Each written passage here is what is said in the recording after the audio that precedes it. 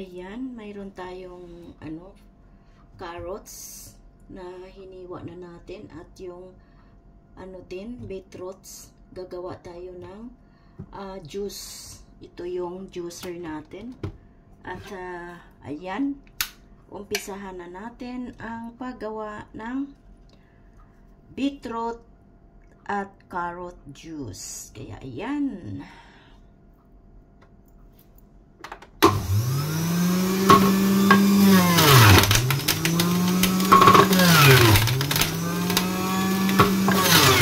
Ayan, nakikita ninyo yan.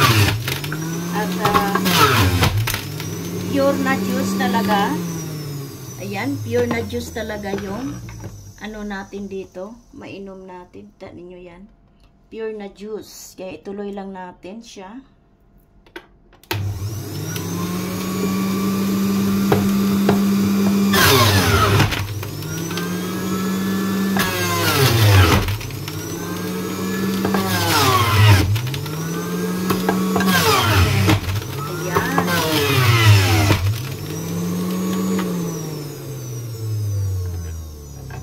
Diba?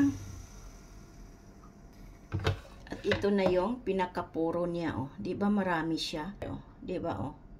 Nandiyan na siya. Kaya ngayon, ang isusunod natin ay yung beetroot. Yung beetroot ang isusunod natin sa kaya ayan. Yun, ilalagay na natin.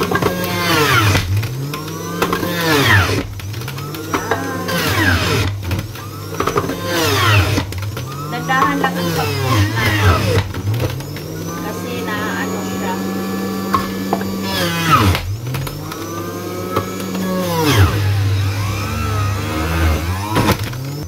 Ayan. Tapos na siya.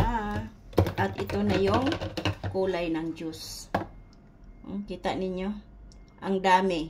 Naka 400 siya ounce. Kaya lipat natin sa baso. Ayan, ito na siya. At ayan, ang kulay, tingnan ninyo. Purong-puro talaga yan, walang tubig. Okay? So, kita nyo, isang baso siya. Inumin.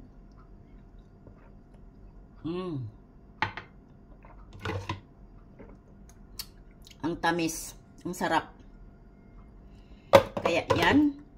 Kaya minsan gusto ninyong uminom ng healthy na juice, gawin lang ninyo ang beetroot at carrots dito sa juicer at mayroon na kayong healthy na juice araw-araw. Kaya ito ang gawin natin para healthy at blooming tayo. O, di po.